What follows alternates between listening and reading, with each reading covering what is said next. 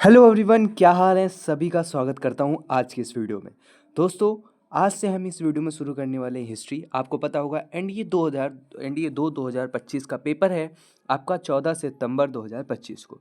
तो हमारे पास अभी 4-5 महीने हैं, तो चलिए धीरे धीरे शुरू करते हैं। देखो, सबसे मेन बात, बैकग्राउंड में वॉइस आ रही होगी तो राम जी की रामायण चल रही है, तो कोई बात नहीं, थोड़ा बहुत इग्नोर करना उसको। राम जी का नाम लेके चलिए शुरू करते हैं। तो आज हम आपको हिस्ट्री का इंट्रोडक्शन देंगे, हिस्ट्री के बारे में थोड़ी चीज़ें बताएंगे। उसके बाद हम आपको आज ये भी बताएंगे कि हिस्ट्री का डिवीज़न, हिस्ट्री को कितने पार्ट में डिवाइड किया गया होगा। आपको पता होगा हिस्ट्री को 3 पार्ट में डिवाइड किया गया, आप पढ़ते भी हो, एंशियंट हिस्ट्री, मॉडर्न हिस्ट्री और बीच में एक मेडाइवल हिस्ट्री।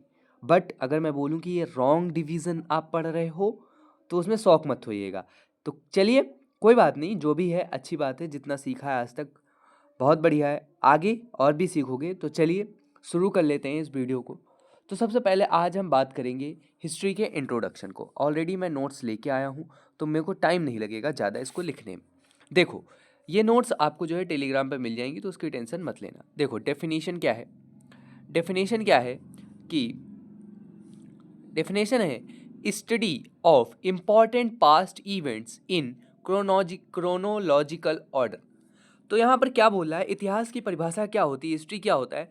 हिस्ट्री होता है कि किसी भी पास्ट के इवेंट को एक क्रोनोलॉजिकल ऑर्डर मतलब नियमित रूप से या फिर नियमित एक ऑर्डर फॉलो करके जो है उसको पढ़ना हमारा क्या कहलाता है, इतिहास कहलाता है।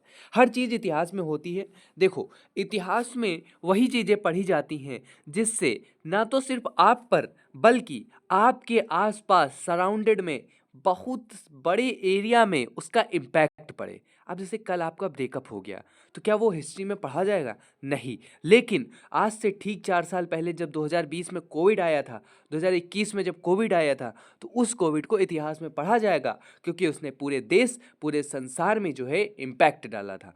तो हम इतिहास में क्या पढ़ते हैं?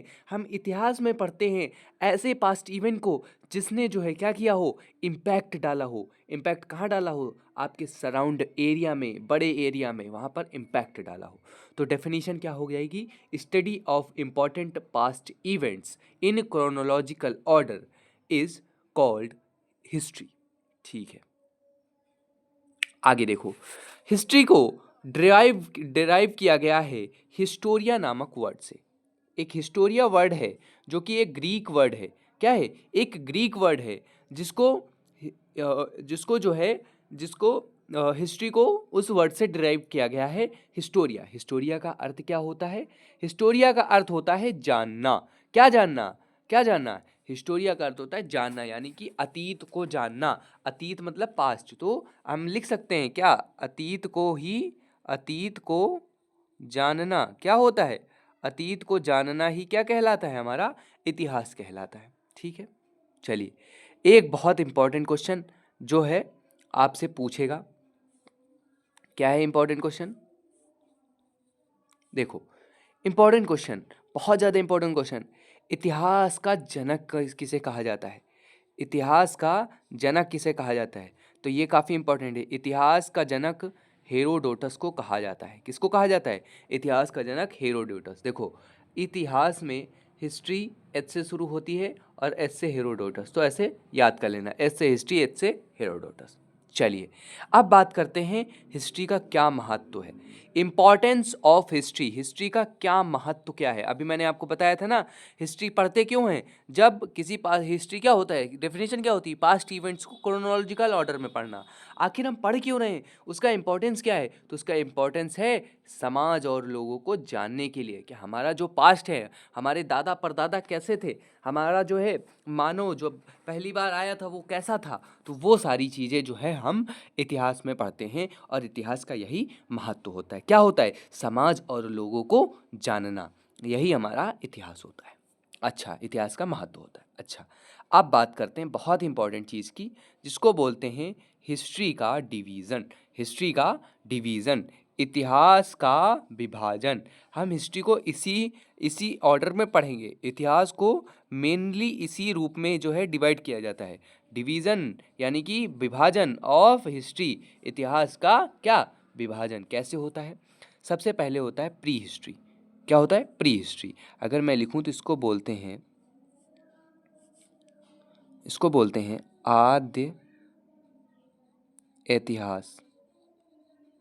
आद्य इतिहास, आद्य इतिहास, आद्य इतिहास यानी कि प्री हिस्ट्री। फिर होता है प्राक इतिहास। क्या? प्राक इतिहास यानी कि प्रोटो हिस्ट्री। प्रोटो हिस्ट्री, ठीक है, प्रोटो हिस्ट्री। फिर होता है हिस्ट्री, जिसको हम बोलते हैं, क्या बोलते हैं? असली इतिहास यानी कि इतिहास। अच्छा, अब इसको डिवाइड तो किया गया है, लेकिन इनमें अंतर क्या है? क्या आपको पता है इनमें अंतर? कोई बात नहीं, हम बताते हैं। आ जाओ, इनमें अंतर क्या होता है, डिफरेंस क्या होता है। देखो क्या होता है। रॉबर्ट ब्रूस फोर्ड जो है वो प्री हिस्ट्री के फादर कहलाते हैं। ये एक फैक्ट है, आप याद कर लो, उसको हम अभी बाद में बात करेंगे इसके ऊपर। देखो, इतिहास को 3 पार्ट में डिवाइड किया गया। प्री हिस्ट्री जिसको आद्य ऐतिहासिक बोलते हैं, प्रोटो हिस्ट्री जिसको प्राग ऐतिहासिक बोलते हैं, और हिस्ट्री जिसको इतिहास बोलते हैं। ठीक है, प्री हिस्ट्री क्या होता है? देखो, प्री का मतलब होता है पहले, हिस्ट्री का मतलब होता है क्या? हिस्ट्री का क्या मतलब होता है? इतिहास। तो पहले का इतिहास, किसका इतिहास? पहले का इतिहास। यहाँ पर क्या होता है, इस जगह पर हमको रिटन एविडेंस बिल्कुल नहीं मिलते। हमको रिटन, देखो, अब अगर हमको हिस्ट्री पता करना होगा, हम हिस्ट्री में थे तो नहीं, जब आज से ठीक आज देखो, आज 2025 है। 2025 से अगर हम 25 साल पहले की बात करें तो आज भी लोग जिंदा हैं। अच्छा, अगर हम 50 साल पहले की बात करें तो हाँ, 75 साल से ऊपर होंगे वो जिंदा हैं। अगर हम 100 सालों की बात करें यानी कि 1925 की, तो क्या लोग आज जिंदा हैं? बहुत मुश्किल होगा कि 1-2 लोग जिंदा होंगे, और होंगे भी तो उनका दिमागी संतुलन बिगड़ चुका होगा, क्योंकि उम्र हो गई होगी उनकी। तो यहाँ पर क्या होता है, हमको अब इतिहास अगर जानना है तो हम क्या लोगों से पूछ पूछ के इतिहास की जानकारी लेंगे? नहीं, हम पढ़ेंगे उस समय के इतिहास की किताबें, जो किताबें वहाँ पर लिखी गई होंगी। हम क्या करेंगे? पढ़ेंगे उस समय इतिहास में जो है, उस टाइम पर जो सामान यूज किया जा रहा था, हम उन सामानों को देखेंगे, उससे अंदाज़ा लगाएंगे कि हिस्ट्री कैसी होती है। लेकिन ऐसा क्या होता है यहाँ पर, प्री हिस्ट्री में ना तो हमको कोई रिटन एविडेंस मिलता है, और ना ही हमको कोई आर्कियोलॉजिकल एविडेंस। रिटन एविडेंस मतलब लिखित साक्ष्य, और आर्कियोलॉजिकल एविडेंस यानी कि हमको उसको क्या बोलते हैं, जो है हमको कोई साक्ष्य नहीं मिलता है कोई भी, है ना। तो ये चीज़ होती है, ना तो हमको आर्कियोलॉजिकल एविडेंस मिलता है और ना रिटन एविडेंस मिलता है। रॉबर्ट ब्रूस फूटे नामक वैज्ञानिक थे, वो जो है प्री हिस्ट्री के फादर कहलाते हैं। ये एक फैक्ट है, आप याद कर लेना।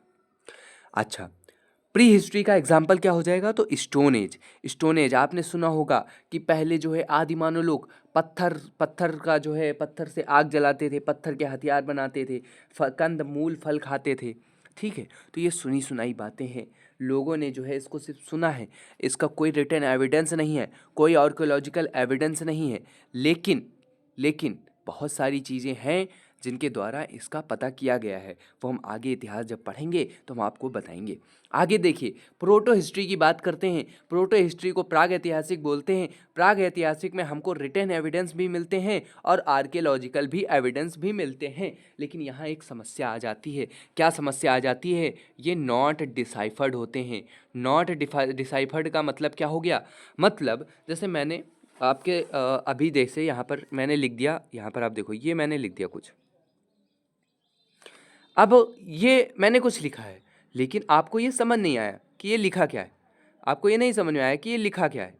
तो ये चीज़ जो समझ नहीं आ रही आपको कि ये लिखी क्या है, तो यही जो है, यही चीज़ हमारा क्या कहलाता है? नॉट डिसाइफर्ड या फिर अनडिसाइफर्ड। यानी कि यहाँ के जो हमें रिटन एविडेंस मिले हैं, यहाँ के जो हमें रिटन एविडेंस मिले हैं, वो जो हैं क्या थे? वो हमारे रिटन एविडेंस पढ़ने योग्य तो थे, लेकिन लिखा क्या है ये समझ नहीं आ रहा था।